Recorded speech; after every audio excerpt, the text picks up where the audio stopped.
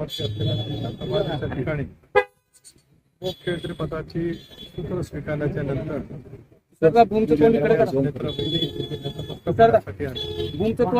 समाजसेवाचे विचार घेऊन आदरणीय दादांच्या नेतृत्वाखाली काँग्रेस पक्षाने गेल्या 2.5 वर्षामध्ये वाटचाल केली. समाजसेवाचा विचाराचा वारसा दादाने आम्हाला दिलेला विचार महाराष्ट्राच्या व्यापक हितासाठी सुरू ठेवणं या कर्तव्याच्या पुण्यातूनच मुख्यमंत्री म्हणून वेळी या ठिकाणी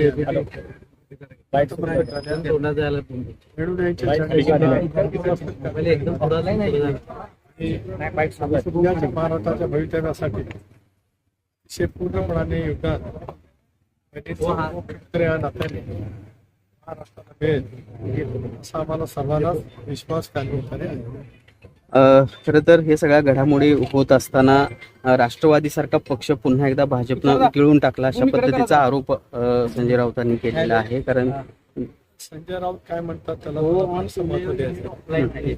राष्ट्रवादी काँग्रेस पक्षाने दादांच्या नेतृत्वाखाली निर्धारपूर्वक इंडियामध्ये सहभागी होण्याचा निर्णय केला आणि या निर्णयावरती राज्यातल्या 13 कोटी जनतेने विधानसभेच्या निवडणुकीमध्ये शिक्कामोर्तब केले. त्याच्यामुळे इंडियामधील आमची सोबत जाण्याची जी भूमिका आहे अधोरेखित त्या ठिकाणी आहे. त्याच्यामुळे प्रत्येक जण आपापल्या परीने टीकाटिप्पणी करत असतो. संजय राऊतांची सुद्धा टीकाटिप्पणी त्याच्यापेक्षा वेगळी असेल असं मला अभिप्राय आहे. शरद पवारांनीच असं सांगितलेलं आहे की विलिनीकरणाची चर्चा सुरू होती, मात्र राष्ट्रवादी काँग्रेस पक्षाच्याकडून एकही प्रतिक्रिया अजून त्याबाबत आली नाही. शरद पवार गटाकडून मात्र त्याबाबत प्रतिक्रिया आल्या. नक्की काय चर्चा सुरू होती का नव्हती आणि विलिनीकरण मोबाईल खाली 2 भाग स्पष्टपणाने यामध्ये आहे. अरे थांबा ना, विलिनीकरणाच्या संदर्भामध्ये ज्या पद्धतीने मी श्रद्धे साहेबांनी काय प्रतिक्रिया दिल्या त्याच्याबद्दल बिलकुल बोलत नाही. इतर सहकाऱ्यांच्या प्रतिक्रिया दिल्या बारामतीमध्ये अंत्यसंस्कार होण्यापूर्वी देण्याची त्यांनी सुरुवात केली.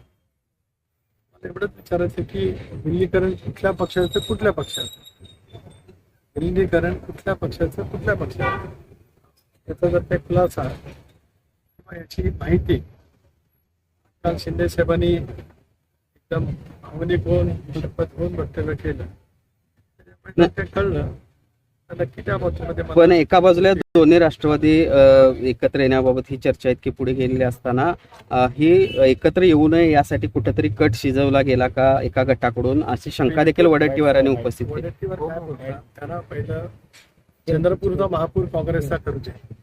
काँग्रेस अंतर्गत पळापळी करणाऱ्या वडेट्टीवारांनी आमच्या पक्षाबद्दल बोलण्याचा त्यांचा नैतिक अधिकार नाही आणि त्यांनी फारसं बोलण्याचा प्रयत्न करू नये. शरद पवार आज त्यांनी त्यांचा महापौर कोणा काँग्रेसचा नेमकं कोणा गटात होतंय त्याची पहिली काळजी घ्यावी आणि मग आमच्याकडे पाहावं.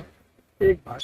दुसरा भाग असा सर्वसाधारणपणाने की आम्ही राष्ट्रवादी काँग्रेस पक्ष म्हणून दादांच्या नेतृत्वाखाली राज्यामध्ये निवडणुका लढवल्या. 21 जागांच्यावरती आम्ही निर्वाचित झालो. राष्ट्रवादी विधिमंडळ काँग्रेस पक्ष मजबूत आहे.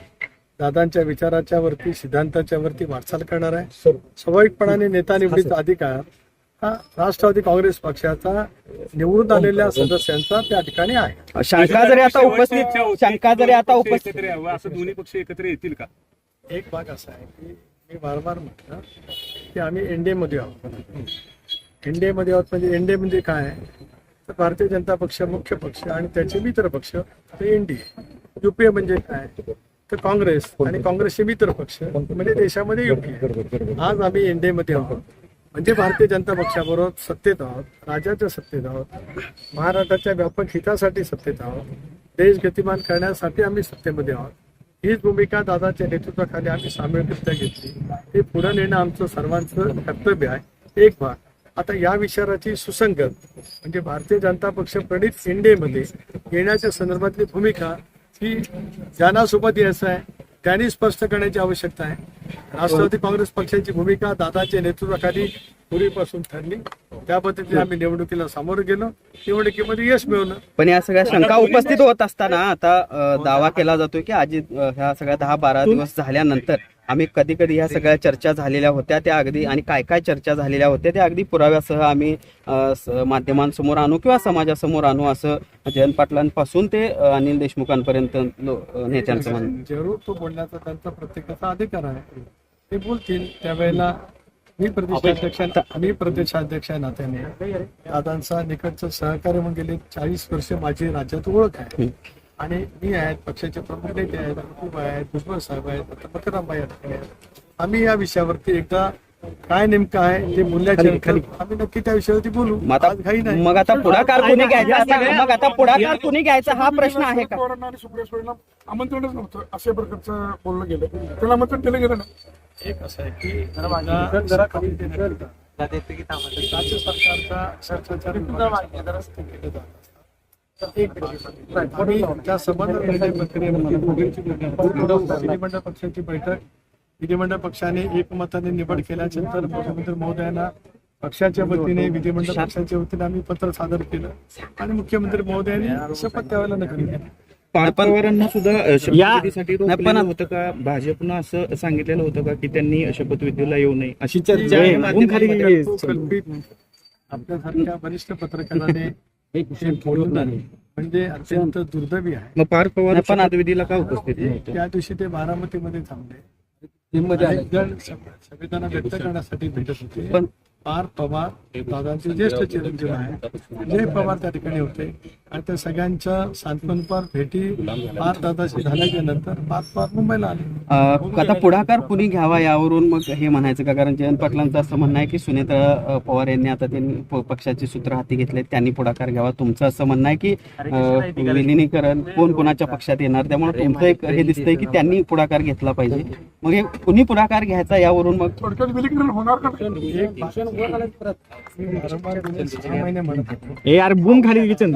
असतानाच म्हणत आलो की एनडीए मध्ये आम्ही आहोत, म्हणजे भारतीय जनता पक्षाबरोबर सत्तेमध्ये आम्ही आहोत.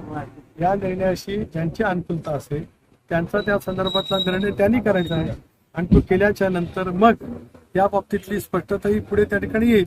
एकूणच या सगळ्या घडामोडीत तुम्ही आणि प्रफुल्ल पटेल विलन ठरत आहात. तुमच्याबद्दलचं एक वेगळं चित्र, तुम्ही भाजप तुम्हाला ऑपरेट करते अशा प्रकारचं एक चित्र निर्माण केलं जाते. नेमकं काय आहे? भारतीय जनता पक्ष देशातला एक प्रमुख पक्ष आहे. राष्ट्रवादी काँग्रेस पक्ष मित्र पक्ष म्हणून दादांच्या सहमतीने त्यासोबत आहे. भारतीय जनता पक्षाने आम्हाला आमच्या पक्षांतर्गत काय निर्णय घ्यावेत हे कधीही सांगितलेलं नाही. राष्ट्रवादी काँग्रेस पक्ष स्वतंत्रपणे शिवशाहू फुले आंबेडकरांच्या सामाजिक जनतेचा पक्ष, विचाराचा पक्ष आहे. आमचे निर्णय आम्ही त्या ठिकाणी घेणार. त्याच्यामुळे भारतीय जनता पक्षाने स्वच्छपणाची भूमिका घेतली. राष्ट्रवादी काँग्रेस पक्षाचा जो निर्णय असेल तो निर्णय अंमल करण्यासाठी भारतीय जनता पक्षाचं एनडीए मधला महत्वाचा घटक पक्ष म्हणून सहकार्य राहणार आहे. मात्र तुम्ही आणि प्रफुल्ल पटेल हे एकत्रीकरण विलिनीकरण होऊ देत नाही अशा प्रकारचं एक चित्र आहे. मी मगातपासून वारंवार या गोष्टीची स्पष्टता त्या ठिकाणी दिली की आम्ही स्वतंत्ररित्या निवडणूक एनडीएचे घटक म्हणून त्या ठिकाणी लढवली. आम्ही जिंकून आलो. आपल्यापैकी सुद्धा अनेकांना माहिती की निवडणुका कशा पद्धतीने राज्यामध्ये लढल्या गेल्या. आता मी वारंवार हे स्पष्ट करतोय, शेवटी हा निर्णय त्यावेळेला होईल ज्यावेळेला चर्चा सुरू होईल त्यावेळेला. त्यामुळे मत अशा वेगळं आमची काय भूमिका असण्याचं काही कारण नाही. आम्ही सुद्धा दीर्घकाळ दादांच्या समेत राहून राष्ट्रवादी काँग्रेस पक्षाची नव्याने घेतलेल्या भूमिका ठळकपणाने महाराष्ट्रामध्ये अंमलबजावणी करण्यासाठी आम्ही मेहनत घेतलेली आहे. आम्ही दीर्घकाळ काम केलेलं आहे. एकेकाळी 2014 मध्ये मी पक्षाचा अध्यक्ष आदरणीय पवार साहेबांनी नेमला होता. त्याच्यामुळे असं काही नाही की आम्ही अनुभवी आहोत. 2014 ते 2018 राज्यामध्ये राष्ट्रवादी काँग्रेस पक्षाने साहेबांनी जबाबदारी दिली, दादांनी जबाबदारी दिली, त्याप्रमाणे यशस्वीपणाने मी पार पाडली. या विमान अपघाताबाबत आता संशय देखील व्यक्त, एका बाजूला विरोधक हे सगळं करत असताना आता तुमच्या पक्षातले काही आमदार देखील या संदर्भात संशय व्यक्त करताना बघायला मिळत आहेत. दुसऱ्या बाजूला संजय राऊत देखील सकाळी मला की पिंपरी चिंचवडच्या निवडणुकीचा उल्लेख केला. भाजपच्या भ्रष्टाचाराची फाईल अजितदादांनी उघड करतो म्हणाले होते, त्याचा हा परिणाम आहे का? म्हणजे एकूणच संशयाचं वातावरण या अपघातावरून दिसतं. एक असं त्याचबरोबर त्यालाच जोडून एक हे आहे की संजय राऊत म्हणाले की विमानामध्ये 6 लोक होते, 5च लोक दाखवण्यात आलेले. एक माननीय मुख्यमंत्री महोदयांनी त्या दिवशीच या सगळ्या घडलेल्या घटनांची सखोल चौकशी करावी असं स्पष्टपणाने सांगितलं. केंद्रीय नागरी उड्डाण मंत्रालयाकडे सुद्धा त्या संदर्भात त्यांनी चर्चा केली. त्या विभागाचे मंत्री, केंद्रीय मंत्री नायडू, त्याचबरोबर ती मुरली अण्णा मोहोळ यांनी सुद्धा या होतीमध्ये सांगितलं ब्लॅक बॉक्स सापडलेला आहे, त्यामुळे त्यातलं सत्य बाहेर आलंच पाहिजे आणि महाराष्ट्रातल्या जनतेसमोर ते गेलं पाहिजे. ही राष्ट्रवादी काँग्रेस पक्षाची सुद्धा भूमिका आहे. धन्यवाद.